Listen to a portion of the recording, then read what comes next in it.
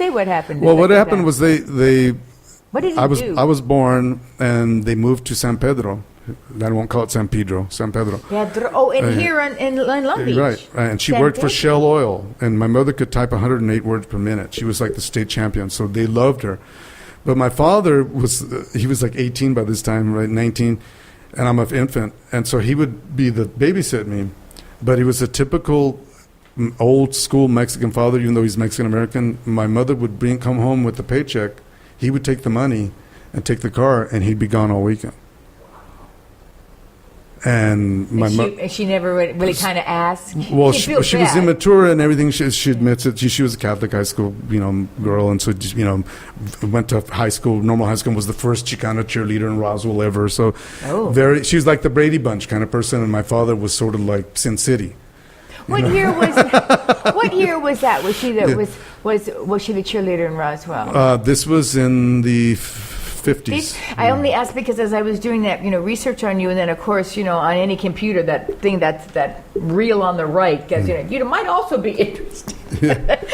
It just sucks you in. I know, it always. It's like Godfather 3. And you go on a chain. Trying to get out, and you're sucking me back in. Right, exactly. And they had said that when the Chicano movies, when the movement kind of started, like LBJ and the workers in Texas.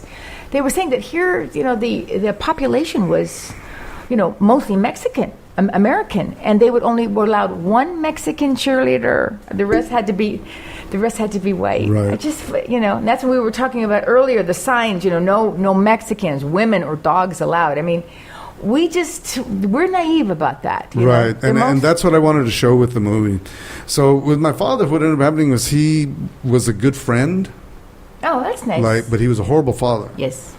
And but he was there. At least that's. Like when I was, to show you the kind of person, when I was 16, and I had already had a woman go down on me, trying to be nice about it, because I had girlfriends I was young. But he was like, you're 16, you're going to go get a blowjob today, son. Oh. We're living in Oakland, right? And I'm like, oh, my dad's so weird. So, not in Oakland. So he takes me to MacArthur Boulevard, and he's looking for the fine. He goes, she's beautiful, look at her. And so he pulls over, he goes, hey, baby. And she, again, he's so beautiful. She goes, hi, honey. And she's just talking to him, and he was talking to her. He goes, my son's 16. You take care of him. So we go in the room. I said, listen, you don't have to do this. I'm okay. Don't worry about it. I have a girlfriend and everything. And she had pride in her work. No, honey. So my father, that's the kind of person he was. He was very much like a. So you had sex, intercourse, but you hadn't had a blowjob. No, I had, but he was sure I hadn't. Oh, and you didn't want to say anything different. I just didn't. Embarrassing. Yeah, it was just weird to have these kind of discussions. My mother's my mother's in the Brady's bunch. My father's. I'm adapting still to my father. So that's the kind of person he was. So when I went to become an actor, I was in computers, and which was his industry, and he tricked me out of going to UCLA. How did he trick you though? When I went to live with him, we moved. My mother moved to Albuquerque. Let me finish her story because it's amazing. She's my hero. She got her BA and MFA summa cum laude, and raised us and worked a full-time job. How she did that, I still marvel. She's still very much alive. She was in Sacramento, right? Orofino, Idaho.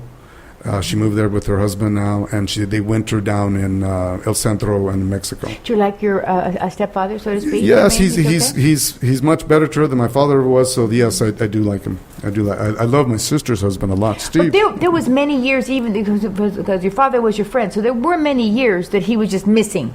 I didn't see him from 5. Then I saw him again at age 8, and then he almost beat up my mother's boyfriend, who was a cop.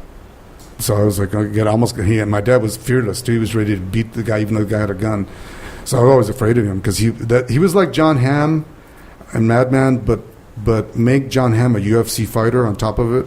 Because John Hamm's character is kind of a wuss. That's kind of one character John Hamm hasn't played yet as a UFC fighter. Right. You know what I mean? So, but my dad had those looks, but then he was a mean son of a gun. I mean, he was mean. Like I saw him put a fork in a guy's cheek once in a fight. He was just brutal. He was a brutal guy.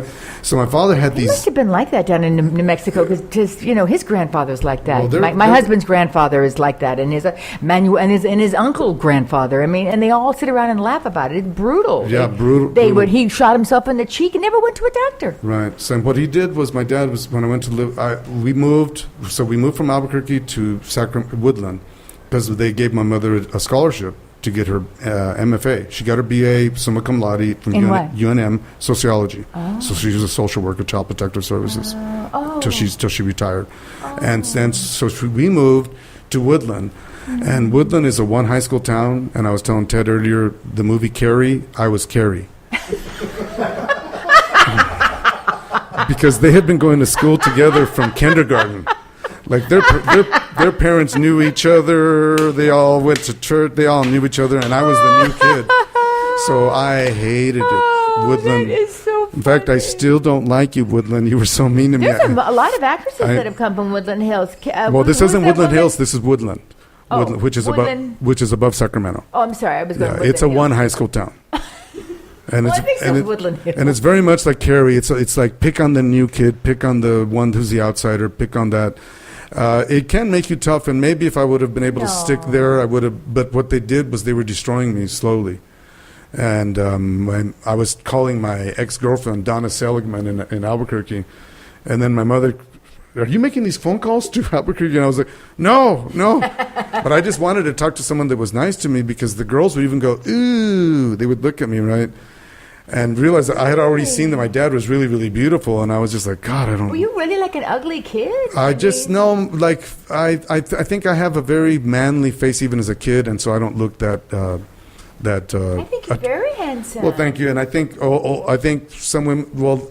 Even though you have really great hair, because I have a theory, men with great hair aren't as good looking, except if you're from Kentucky. I don't know what happens in Kentucky. What's in the water? Bourbon. Really, their hair. They always have I haven't seen a bald man from Kentucky, but he's sitting in front of me with very, very long salt and pepper hair, and he has a very handsome face. Well, thank you. Go on. Well, I'm glad that you're not that way. I'm sorry to interrupt again, because I've heard so many stories. He grew up with my husband knows him, and they have other stories together when they first came to LA, and he looks up to you. My husband did like a big brother, and but so I don't know why, but when I see your face or hear the stories, I was imagining you to be like a little more, like kind of like a macho. So I was kind of trying to prepare myself in the car. You know what I mean, like a guy's guy, and you're not. You're very, a lot of female energy. Yeah, I think that's because I grew up with my mom. Because you love your mom. And I do love my mom. Like, yeah, that's where you get it. So what ended up happening was, they lit my locker on fire. They scratched my name that I was a fag. And he was having his period. Right, and then in the shower. And the janitor comes. The janitor comes with the principal, and they take me to the boys' bathroom by the football stadium, and it says my name is a fag, right? And then they're looking at me, and I said, "You don't think I did that?" I mean, to this day, I'm always thinking, what was the matter with these people that they, why would I do that? Let's just make my life hell. It's already hellacious as it is. Let's just make it, what? You're gonna write it on the and scratch it in the tile so it's there for decades. You know what I mean? So so they're looking at me and they're saying, you have trouble. You're a troubled child, right? You're trouble, I said I'm a straight A student. I certainly am. I'm a straight A student. I don't know what's the matter with you. Get me the fuck out of here. Yeah, and I wanted to get out so bad. And what happened is my mother then finally came in and she said, "Son, you have been making these calls because I called there and Donna Seligman says that you're calling." And I looked at her and I hadn't lied. I don't lie. I'm not a liar. I never was. And I had lied to my mother, and she looked at me. And my mother's a social worker, so she has those eyes that just, those black flash. They're the truth seekers. Flash, it's like I call them Perry Mason eyes. And you see right through you, and you can see everything. And so you just surrender. Eyes, I think. You surrender. Like anything she wanted to know, I would have told her right then, because So I told her yes, so and I go, "I hate this school, Mom." And I said, "I'm having really bad urges to hurt people because they're horrible to me, and I want to hurt them." And it was just horrible. And she said, well, maybe you can. She was grasping for straws.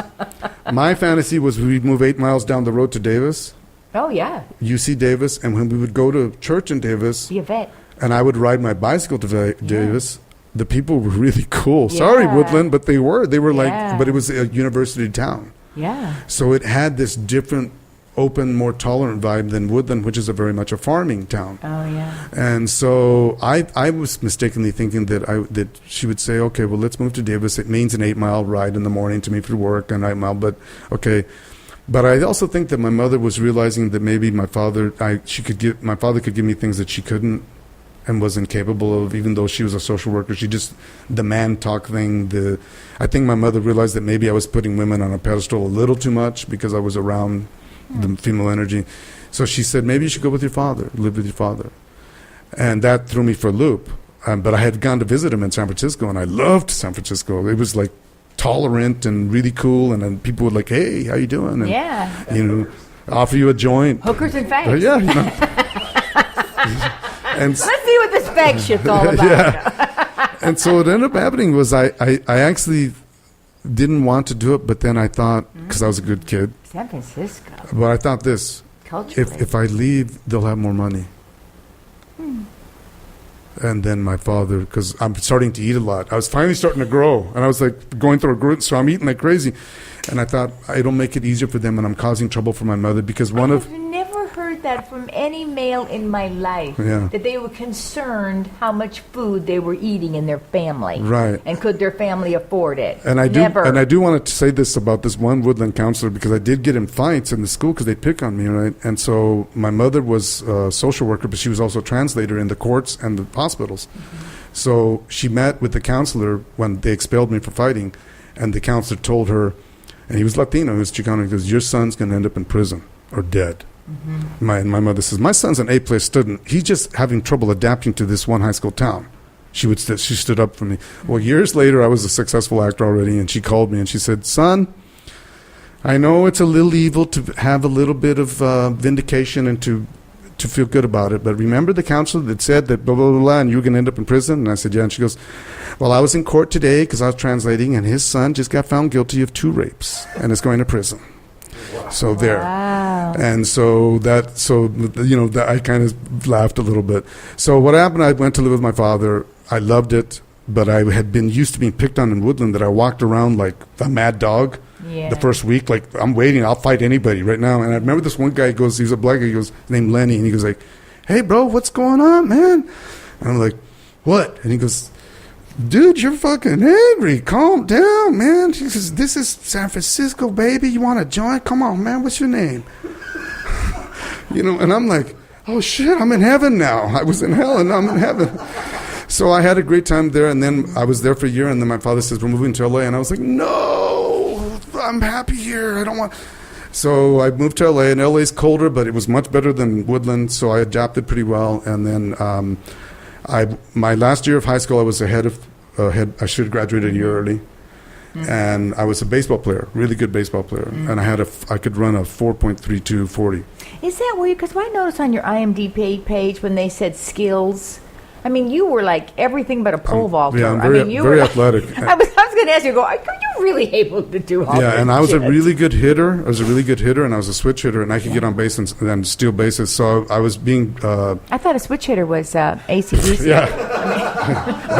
We already know that about you, Joe. I was asking about your Back to the good lover part. But I wanted to, have you ever played anybody in prison? I'm just curious. A couple things. Actually, HBO's first series they ever did was called Maximum Security. Uh-huh. And I was in that. Jeffrey Lewis was in that, who's now passed away. Juliet He Lewis. played my husband in a film. Yeah, Jeffrey was nice. I worked with him. Trinidad Silva, who passed away also. Who else passed away? Trinidad Silva. Oh. Trini was on Hill Street Blues, a drunk driver. Took Well, him out. that leads me to that question. Now, were you were on Hill Street Blues. Now, do you have a story about that? How you were like laying in blood in dead, and you are method, obvious. I'm method, so but you were method, and it was lunch, and you didn't leave to go to lunch. Yeah, Okay, you tell the and story. I probably shouldn't have done this now. No, I know, but this is Hill Street Blues. But This the thing is, 25 it was my years ago. first big role, and actually, I'll tell you real quick how I got the role. This is a great story. I had gone into CBS Radford for an audition, and it was for some stupid sitcom. And sometimes the sitcoms, they just have you do these silly things that like you do in commercials, and Believe you me, I can know. you can be a top shelf actor, and by the time you leave that audition, you feel like the worst actor ever because they make you want to these things that just are stupid and silly. Imagine how it feels to be on a sitcom show, Right, And so- then you leave it. You're Right, really a bad actor. right? when And you leave and that and show. you're Anyway. and the setups are so and so I'm struggling through this audition, and I remember he was a bailiff. He